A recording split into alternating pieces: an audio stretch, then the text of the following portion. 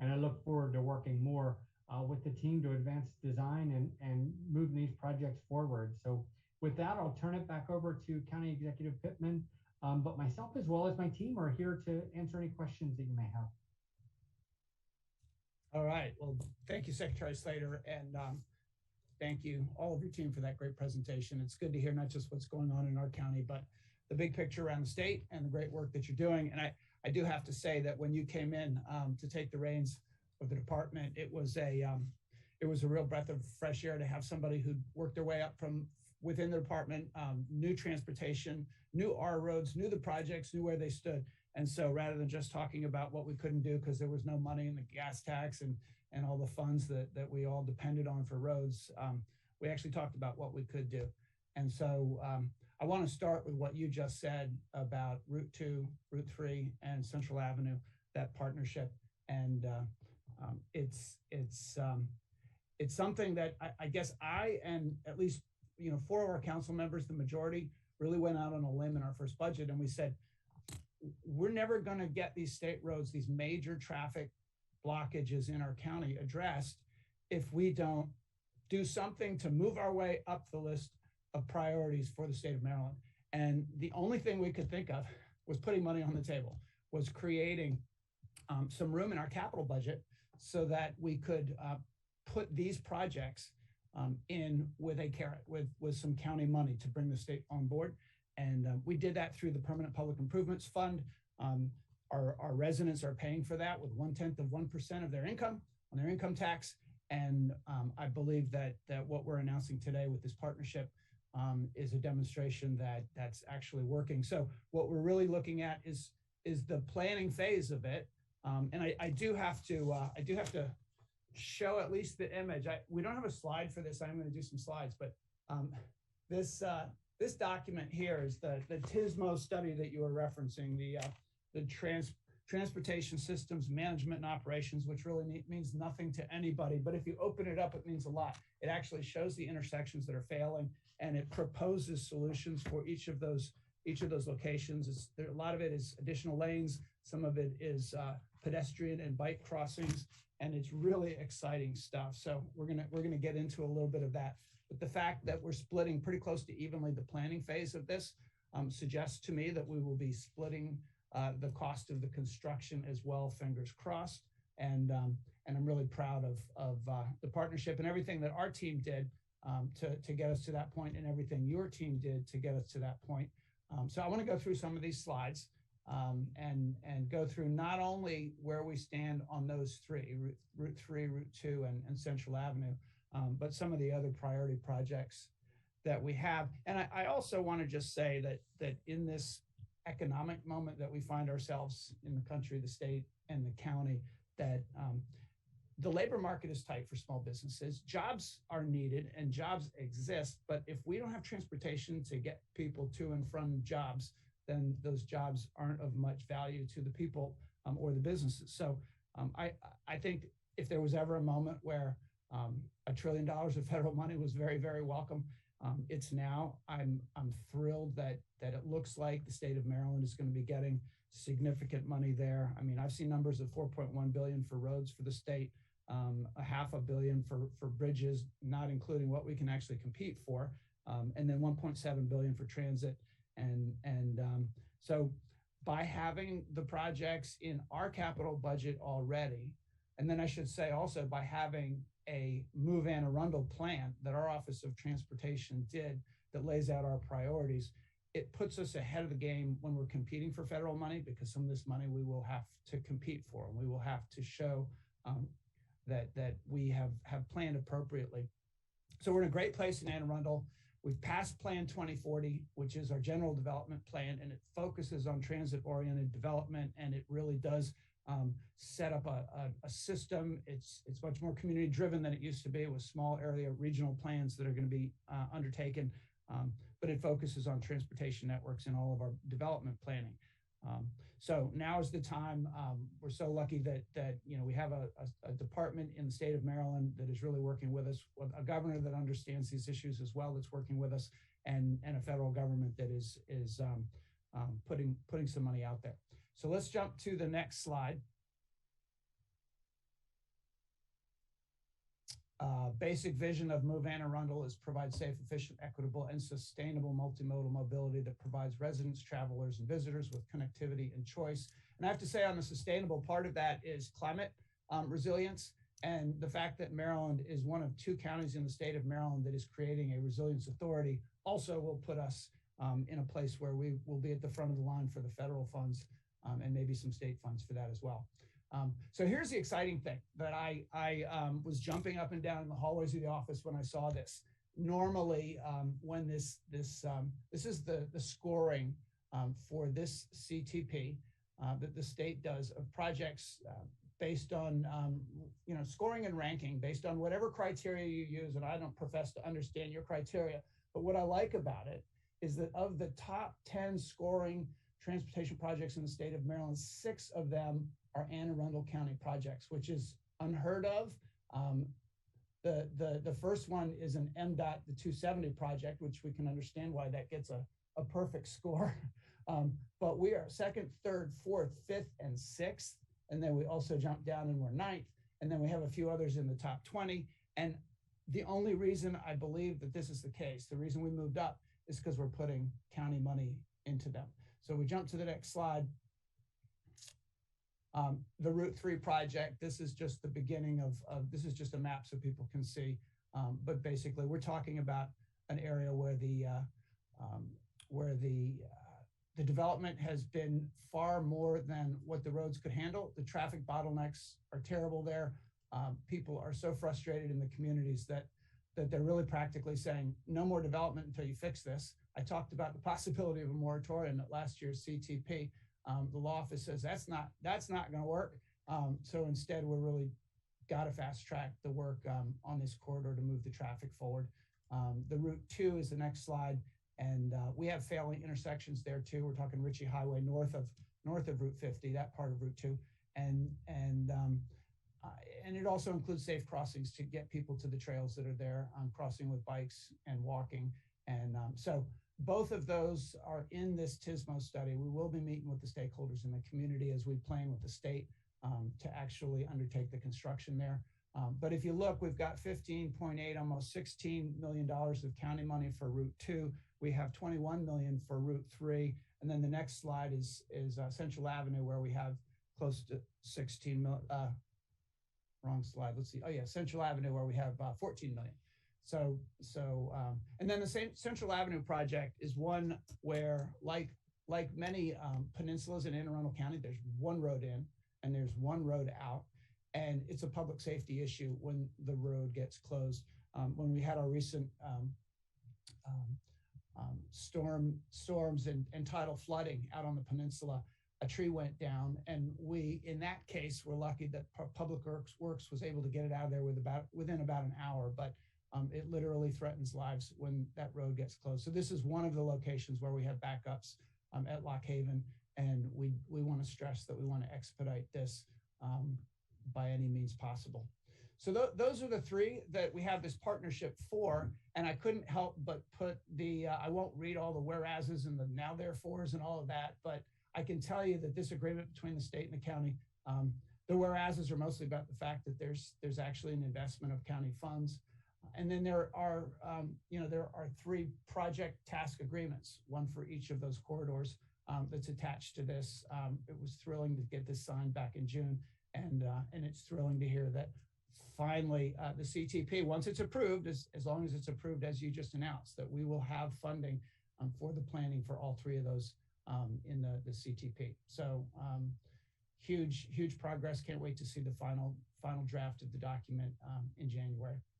So if we jump down, this is the rest of the list. I won't go through everything here, but we do not want to lose sight of some of these other projects. And this is not even a complete list of everything that was in our CTP letter. We will continue always, like every other county, to come at you with our list of priorities. And if you jump to the next slide, we'll start with just local transit. And I was thrilled to hear that we actually do have or at least there's an estimate of $9 million of the federal money that we can use for local transit. We've got a couple of projects coming up, but there's no question in our minds that Anne Arundel County has fallen behind on transit. We do have some train stations. Odenton is the most popular of them for commuters, and we need to increase ridership, and we need to increase our buses as well to get people to and from these locations. So next slide. As part of that, the Parole Transportation Center is one that it's going to be a nice place where you can get warm. You can maybe even get a bite to eat right there in the northwest corner of the Annapolis Mall. And it will be a place where a lot of our bus lines go. You've heard about funding, federal funding for electrification of transit, and we will be applying for funding for electric buses. And we hope that electric buses will be more appealing to the riders and that we'll get more people on those buses. But we think that this transportation center right in the middle of the county is going to enhance the experience for people. So we put $14 million into the budget for that. And we're thrilled that you have put it as your, I believe, number 3 statewide priority. Next slide is Maryland 450, and you mentioned this. This is the flooding that has been taking place there and the need to really eventually raise the road, we believe. But I do want to thank you because I have to be honest that when you said that you were going to do some intermediary measures to get the water to flow through those culverts, we didn't believe it was going to work. But we went from 60 road closures at that site in the year before the work was done to 2 road closures in the year after that work was done. So on behalf of all the residents who use that road, thank you. And I was glad to hear that you're continuing to do the planning for a permanent fix. Next slide. Maryland 170, another partnership that we're doing together. We're putting in $5 million. And again, that's why we are the next one down on the list. I think we're number 4 in the state of Maryland for this project. So we will keep that moving. It's an area that's been growing population and jobs near Fort Meade. So thank you. Next slide. ARIS Boulevard is another location where the traffic bottlenecks, anybody who lives on the Annapolis Peninsula knows that, especially during rush hour. And so we are in the planning stages with you to address that. And we have to make that happen. That's in addition to 2 and 3. I think it's probably, and 175, it's probably one of the worst in terms of failing roads in terms of traffic. So let's jump to away from traffic and look at bike and pedestrian in particular. Thank you for your partnership on 175. Sidewalks, I think, are probably one of the things we hear most about when we do our budget town halls. We've talked about it also, in our planning documents in Move and Arundel, and we've really felt it when the school buses don't show up to pick up the kids, and the kids end up walking, some kids, to school, and there are no sidewalks. So it's a huge safety issue, and we have lots of sidewalks in our capital plans, and we appreciate your support when they're state roads. But our bicycle networks and our trails, a lot of that is grant funded, and we appreciate that. A lot of it's federal funding, and we have a network, which I believe is the next slide. No, it's the one after that. Yeah, there we go. Okay, it is both slides. So this is the trail network that we're seeking to complete, particularly in the northern part of the county. We have a wonderful B&A trail, and during COVID, it was pretty, we almost had traffic problems there as bad as some of our roads, which is a good thing. The South Shore Trail is the one where we have the most work to do, and that will connect job centers to the west and Odenton and the train station with Annapolis. And so we are investing. We've got $1.3 million in our budget for that, and thank you so much for your help on that. We'll continue to work with our bicycle advocates, our bike commission in Anne Arundel County. They've put this map together. This is one of the most community-driven efforts that I've ever seen anywhere. The activism of our bike advocates to get these trails done, and they will hold our feet to the fire, and then we will hold yours where we can. So thank you for that. And then the next slide is another project. This project, anybody who lives in Odenton knows that it's been a long, long time coming, and it's been frustrating in trying to create what we call the Odenton Town Center with sidewalks that actually go somewhere, and the kinds of businesses that encourage people to go out from where they live, work, and play in one area. And part of the problem was that we always said that there was going to be structured parking there, so that that busy MARC station people will be able to get from their car to the train quickly. And I'm really thrilled that we now have an agreement with the state. I believe we'll be breaking ground. I was trying to get a date for that. Nobody knows for sure, but I think within the next year, particularly thanks to Medco for partnering on that. And we're doing it, we're able to move forward quickly because it's an area where we have TIF, tax increment financing funds, and they have grown as a result of some of the development there. And we're using those funds to finance this garage. So next slide. And then transit-oriented development in general. We partnered with the Greater Washington Partnership, who did a study recently for us. And I think that's where some of these images come from. In addition to BWI, obviously being transit area, the Cromwell Station, which is the end of the light rail coming from Baltimore. Laurel Racetrack has a station that doesn't get used much, that there's a plan to grow, and the rebuild of the Laurel Racetrack is going to allow some development there and on the 198 corridor, so that will be transit oriented as well. And then of course Odenton and the work that's going on there. And I want to add on Odenton that in addition to that structured parking, we put into our capital budget this year a park. And it's the kind of park where people can go with a stroller or go with a dog or go just to get outside. And it's close to the library, close to the train station.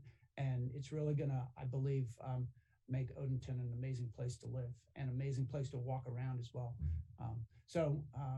We do want to get the state to designate these sites as transit-oriented development sites. And we want to continue to work with you to get some of the good mixed-use development that we think belongs there. Next slide. And then I think this is it. For the MARC train in particular, it really does connect folks both all the way into DC and Baltimore, and so enhancements to the line,